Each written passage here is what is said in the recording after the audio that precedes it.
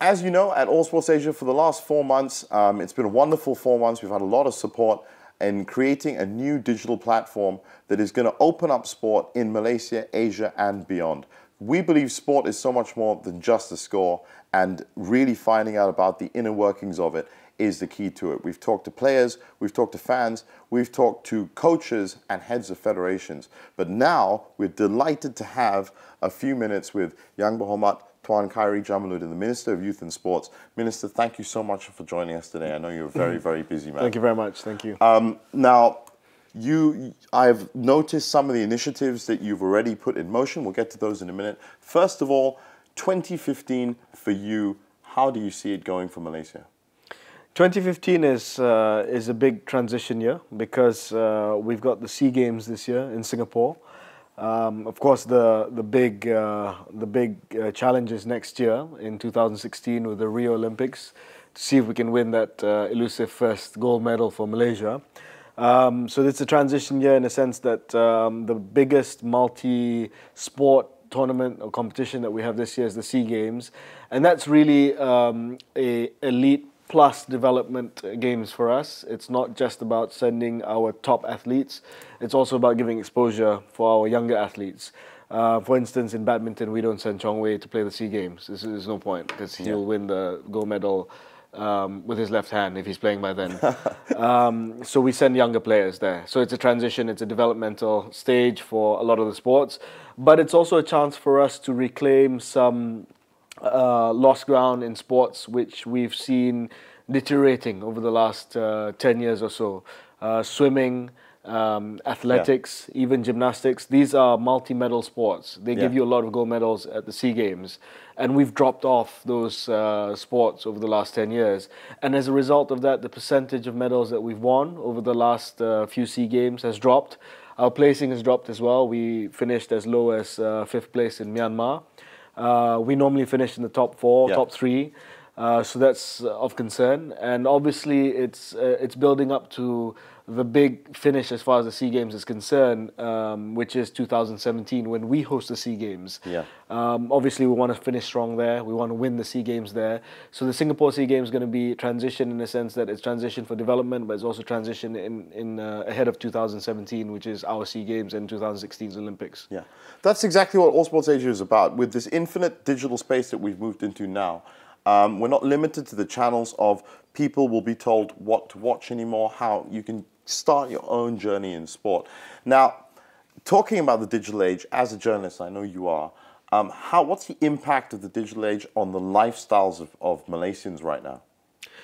I think it's tremendously important because I think if you look at trends over the last couple of years, it's quite obvious that Malaysians are more health conscious. They want to become more fit. They're going outdoors more, and they're taking up sports and exercise more. And I think digital media and the digital space can expand that. I think when they see people out there hashtagging FIT Malaysia or whatever it is, that gets people out there to move, that creates a positive incentive and a positive pressure on them to do the same thing as well. Previously, when the digital space wasn't there, when it was very constricted towards traditional media, the proliferation of this lifestyle was not as pervasive as it is today. Now it's everywhere. Now when you open your Twitter, you open your YouTube, you open your Facebook, you see people climbing, hiking, you see people climbing hills, you see people cycling. You're like, why am I not doing this? I'm missing out on this. And how do you do this? Because that's the other thing we're doing at AllSportzAsia. There's some sports which you can watch on TV, like equestrian, that look really good, but nobody knows how to win. Now, FIT Malaysia, the reason why, one of the reasons why I said we're here today is because all sports around, wherever they are, need a basis of FIT Malaysia. I've watched the program. I've been on the page as well. Explain to us a little bit about your take on FIT Malaysia. Well, FIT Malaysia really is a campaign to make Malaysia into a sporting nation. We're a sports-loving nation. We're a nation of sports fans right now, but we're not a sporting nation. And if you want to have you want to have great athletes performing at the highest level on the world stage, you have to have a culture of a sporting culture. You have to have a sporting nation. Yeah. If you don't have a big base of Malaysians who are out there exercising, it's very difficult for us to find top athletes because the base shrinks and becomes smaller and smaller. Yeah. The pool of talent. The pool of talent becomes smaller. People are not going out there. People are not playing sports, and you expect us to win, tons of gold medals at the Asia Games and Commonwealth Games. Yeah. Well, look at yourselves. Look at ourselves in the mirror. We are the most obese country in Southeast Asia. Hypertension, diabetes, cardiovascular disease. It's worrying. It's a real fact. It's a real fact. It's a real public health issue. It's going to be, high health expenditure over the next 10, 20 years in the future. But also it affects us in terms of finding talent. So to me, if you want us to deliver on elite sports, and in terms of if you want us to deliver on gold medals at the world stage, we have to have a base, and we have to have everyone, or as many Malaysians as possible, fit and embracing a fit lifestyle. Only then will you really have a true sporting nation. Look at the country, look at Australia, look at New Zealand, look at Japan, look at Korea, Spain, England, Scotland, even after the Commonwealth Games. These are countries which invested in sports for all.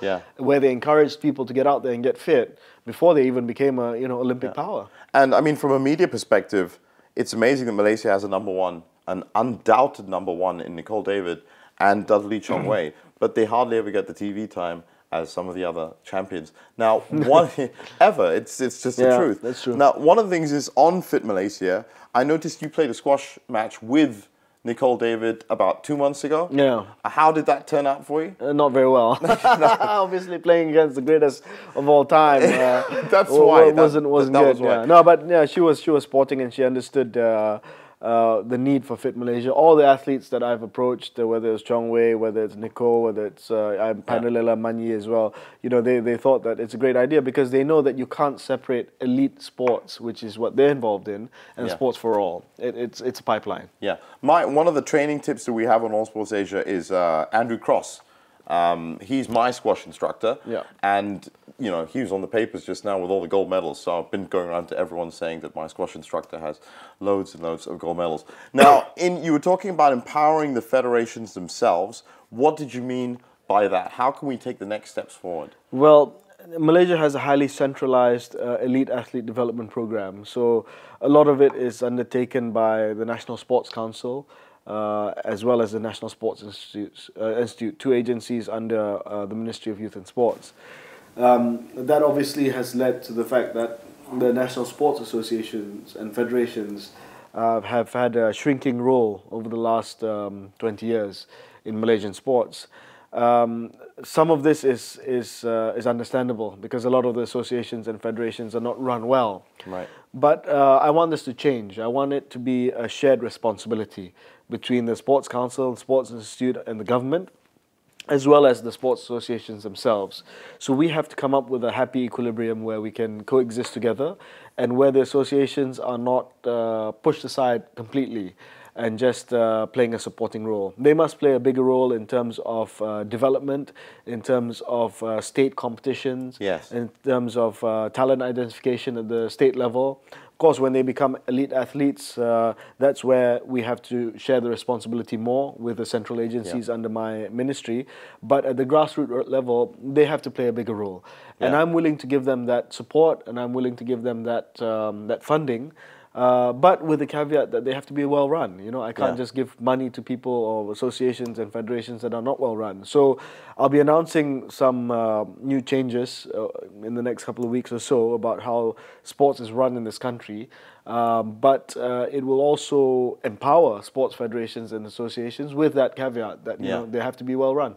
And it's also about integrating into this new future as well. A lot of people keep saying that the digital future is coming. It's already here. It's been here for a while. And these resources are at our disposal. Looking forward to that as always. Now, the thing, AllSportzAsia, we wanted to make it very colorful so that young kids can get in because we know that more young people are getting into. So everything, as you can see here, is color-coded. Right. Now, this is the truth because I designed all of it. Okay. Red was the top color that we could come up with. But I was thinking of a gift to give you, and so I got this Oh, shirt. wow. Thank you. Specially made, but obviously Color-coded with?